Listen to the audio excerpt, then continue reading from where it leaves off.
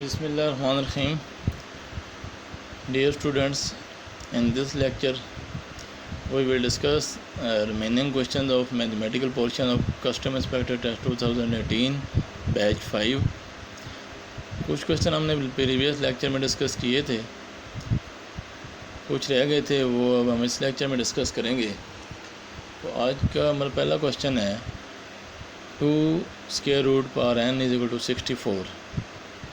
2 square root ये radical sign है, square root और पावर n है इक्वल टू 64 और हमें n फाइंड करना है। तो 2 स्क्वायर रूट ये रेडिकल को हम एक्सपोनेंशियल फॉर्म में लिखेंगे तो स्क्वायर रूट जो है वो 1/2 के इक्वल होता है, क्यूब रूट जो है वो 1/3 के, फोर्थ रूट जो है वो एक्सपोनेंशियल फॉर्म में 1/4 के इक्वल होता है। तो यहाँ पे हम 2 की पावर 1/2 लिखेंगे और होल की पावर जो है n एज इट इज़ आ जाएगा इक्वल टू 64। अब पावर से मल्टीप्लाई होगी तो 2 की पावर क्या हो जाएगा n/2, 1/2 जब n से मल्टीप्लाई होगा तो n/2 और 64 को हम 2 की पावर 6 लिखेंगे क्योंकि हमें 64 को 2 से 6 टाइम डिवाइड करना पड़ता है, या 2 को 6 टाइम मल्टीप्लाई करना 64 आता है। तो अब दोनों की बेस सेम है, मीन दोनों की बेस 2 है, तो पावर इक्वल हो जाएंगी। तो पावर इसकी n/2 इक्वल हो जाएगी दूसरे की पावर 6 के। तो हमें क्योंकि n फाइंड करना है तो ये जो 2 इधर डिवाइड हो रहा है उधर जाकर मल्टीप्लाई हो जाएगा, तो n इक्वल टू 12 आ जाएगा। नेक्स्ट क्वेश्चन है कि 2 raise power 2y is equal to 25, कि 2 की पावर जो है वो 2y है, और अगर हम 2 की y की बजाय y कर दें तो फिर हमारा आंसर क्या होगा। तो अब हमारे पास पावर जो है वो डबल है, हमें सिंगल में चेंज करनी है। तो डबल पावर को हम कैसे लिख सकते हैं ऐसे कि 2 की पावर y और y का होल स्क्वायर, क्योंकि पावर इक्वल होती है वो फिर 2y बन जाएगा, तो हम इसको 2y का होल स्क्वायर ले देते हैं और 25 को एज इट इज़ लिख दिया। अब यहाँ से हमें क्लियरली नज़र आ रहा है कि 2y हमें फाइंड करना है और ऊपर स्क्वायर है तो स्क्वायर को ख़त्म होना चाहिए।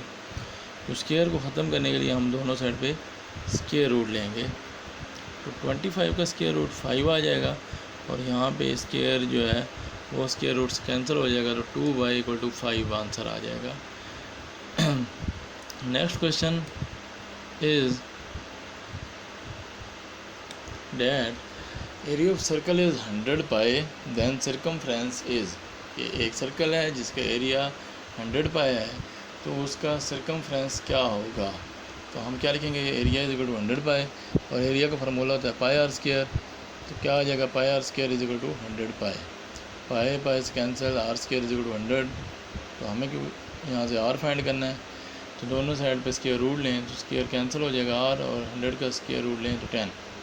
अब एक्चुअली हमारी डिमांड क्या है, सर्कमफ्रेंस फाइंड करना है। तो सर्कमफ्रेंस का फार्मूला क्या होता है 2 pi R, 2 pi as it is लिख दें, आर की जगह 10 2 से मल्टीप्लाई कर 20 पाई आंसर आ जाएगा हमारा सर्कमफ्रेंस का। Next question is that if a pi is the area of circle and b pi is the circumference of the circle and a is equal to b, then find the radius of the circle. Question is that a pi जो है वो circle का area है और b pi जो है वो circle का सर्कमफ्रेंस है और a जो है वो b के इक्वल भी है, तो हमें रेडियस फाइंड करना है।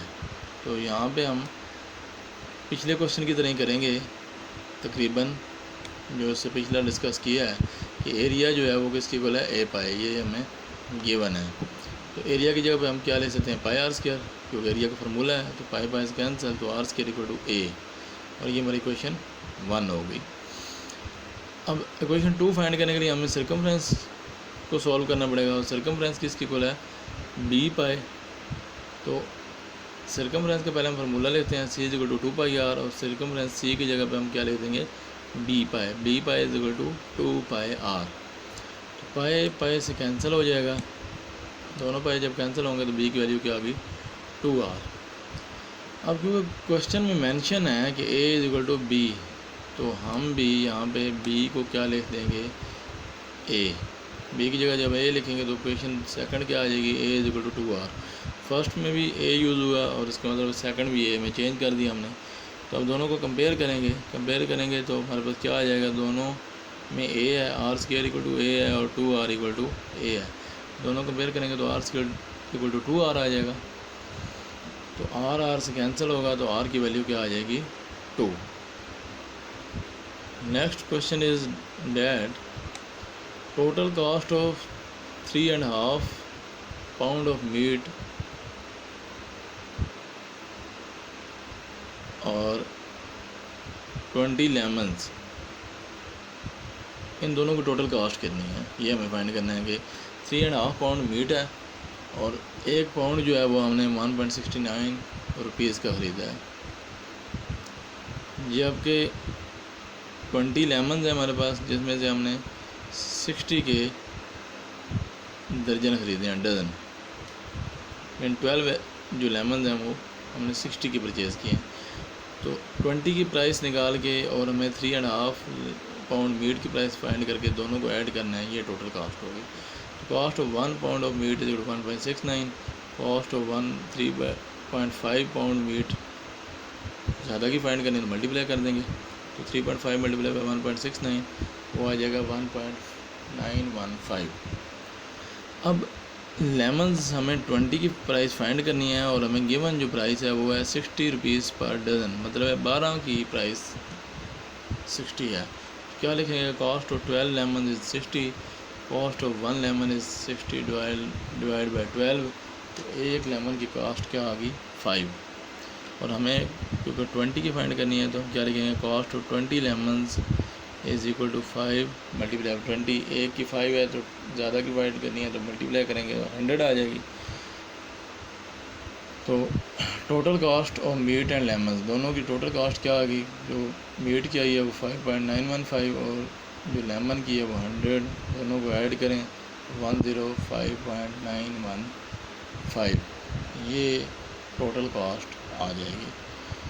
जी डियर स्टूडेंट, ये कुछ क्वेश्चन थे बैच 5 के कस्टम इंस्पेक्टर का जो टेस्ट आज हुआ है उसकी। उम्मीद है आपको समझ आ गई होगी। अगर कुछ कमी बेशी है, कुछ चीज़ें नहीं समझ आई तो आप मुझे टेक्स्ट कर सकते हैं और मैं आपको एक नए लेक्चर में दोबारा समझा दूंगा। दुआओं में याद रखिएगा और अगर आपने हमारा चैनल अभी तक सब्सक्राइब नहीं किया है तो अभी सब्सक्राइब कर लें ताकि आप डेली की लेक्चर्स फ़ायदा उठा सकें। शुक्रिया।